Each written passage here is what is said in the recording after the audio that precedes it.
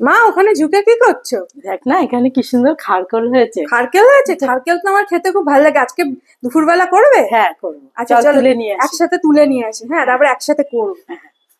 হে হে মুটিস, চলো বানাই আজকের মুটিস। তোমরা তো আজকে বুঝতেই পারলে আমরা কি করব। আমরা আজকে করব হচ্ছে খারকেল বাটা। খারকেলটা না আমাদের পরিবারের সবারই পছন্দ, আমার বাবা মা আমার সবারই পছন্দ, তাই এটা মাঝে মাঝেই করে থাকি।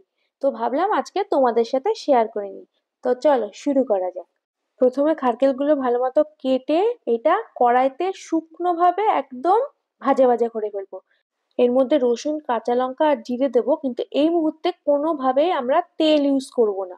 পুরো ভাজা ভাজা হয়ে গেলে একটা মিক্সিতে একটু নুন দিয়ে সবকিছু গ্রাইন্ড করে এবার তেলের মধ্যে ভালো মতো এটাকে ভাজা ভাজা করে নেবো। বাস আমাদের তৈরি হয়ে গেল খারকেল বাটা।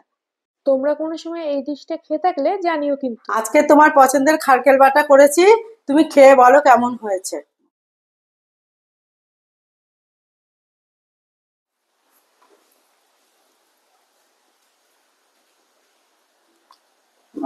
ঝাক্কাস, ভালো আছে?